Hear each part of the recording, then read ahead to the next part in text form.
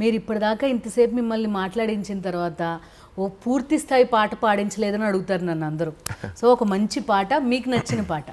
భారతదేశము భాగ్యసీమరా, ఖనిజ సంపదకు కొదువలేదురా, బంగారు పంటలు భూములున్నాయి, సాగు ఎరుగని జీవనదులురా, అంగట్లో నాగన్ని ఉన్నను అల్లుని నోట్లో శని ఉన్నట్లు, సకల సంపదలు గల్ల దేశమున దరిద్రం ఎట్టుందో నాయన, పెద్ద పెద్ద భూస్వాములే మొరా తిమ్మిని బొమ్మిని చేసినారు రా, సెంటు భూమి సైజారకుండ నా కుక్క నక్క పిల్లి పేరు నా లెక్కలు రాసి చేతులెత్తినరు, ప్రభుత్వమేసిన లెక్కల తీరున దేశంలోని సాగు భూములు 80 కోట్ల ఎకరాలున్నాయి, రైతు దేశమున రైతు బిడ్డకే భూమి లేదు ఎట్లో నాయన, సెల్లలారా ఓ తమ్ముల్లారా, కూలి తండ్రులారో నాయన, కలారా ఓ ఎమ్మల్లారా, రైతు బిడ్డలారో. ఇది కదరన్నా అద్భుతం. మీరు అంటే అప్పుడు చిన్నతనం కదా, ఆ ఇప్పుడు ఆయన పాడిన పాటలో కానీ లేకపోతే ఆయన మాటల్లో కానీ ఉండే ఆ లోతు అనేది మీకు అర్థమయ్యేదా? నాకు అర్థాలు తెలియదు, ఏమీ తెలియదు, కానీ ఎంత ఇంపాక్ట్ అది అసలు వింటుంటేనే. అరే ఇట్లాంటి సాంగ్స్ గద్దరన్న ఇది ఒక సాంగ్, దచ్చన దారిలో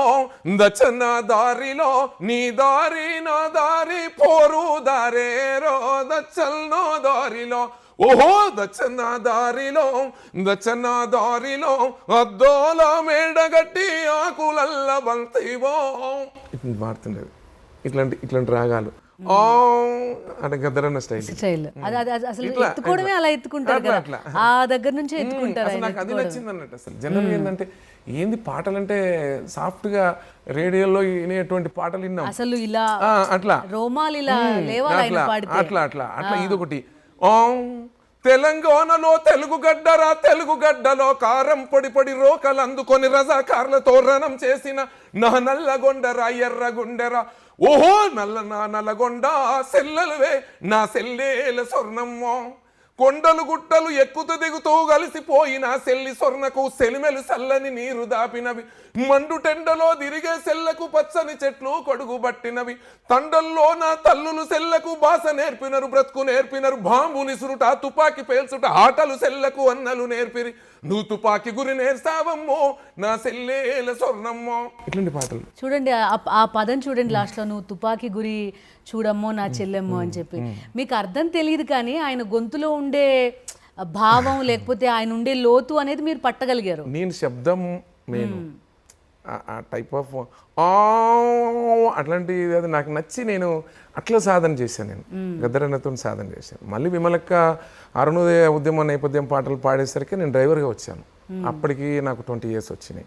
అప్పుడు కొంచెం అక్క పాటలన్నీ కూడా వినడం, ఎవరెవరు రాస్తుండ్రు అనే తెలుసుకునేంత స్థాయి వచ్చింది. అప్పటికి మిత్ర గారు అన్న రాస్తుండ్రు, అట్లాంటి సాంగ్స్ అక్క పాడినటువంటి పాటలు చాలా సాంగ్స్ ఉంది. మాత్రం సినన్న నింగికెగసినారా నేల తారలారా, వేగు చుక్కలై దారి చూపుతారా, ఏ తల్లి బిడ్డలో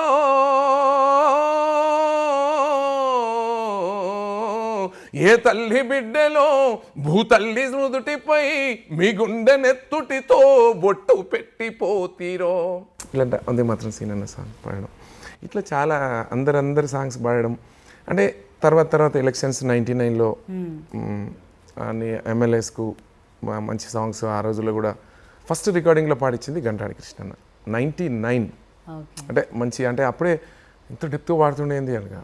సోషల్ మీడియా ఇంపాక్ట్ కూడా కదండి, అంటే అప్పుడు ఇప్పుడు సంగతి చెప్తున్నా, ఇప్పుడు ఈ స్థాయిలో అంతమందికి తెలియడం, ఈ పాటలే పాడుకోవడం, అవే వాటికే డాన్సులు చేయడం, అంటే ఇప్పుడున్న ఈ ఇన్ఫర్మేషన్ టెక్నాలజీ దీనివల్ల కూడా రెట్టింపు అయింది. నాకు చిన్న లక్ అదృష్టమా ఏమో తెలియదు కానీ నా గొంతు 20 years బ్యాకే ఇంత ఉంది, ఇంతకన్నా ఇంకా ఫోర్స్ ఉంది.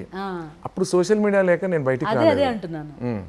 అంత పెద్ద తెలంగాణ ఉద్యమంలో కూడా నేను మరీ ఉన్నది చెప్పాలంటే నేను వేదికల మీద, ధూమ్ధామ్ వేదికల మీద కూడా నేను ఎక్కువ రాలేదు.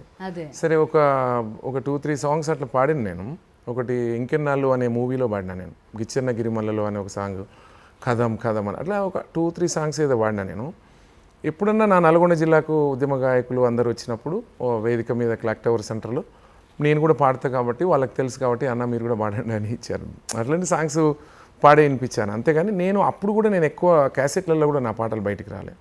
తెలంగాణ వచ్చిన తర్వాత ఎలక్షన్ సాంగ్స్లో అప్పుడు సోషల్ మీడియా వచ్చింది. ఇలాగ నేను పాడే ప్రతి పాట జనం నన్ను ఆదరించారు.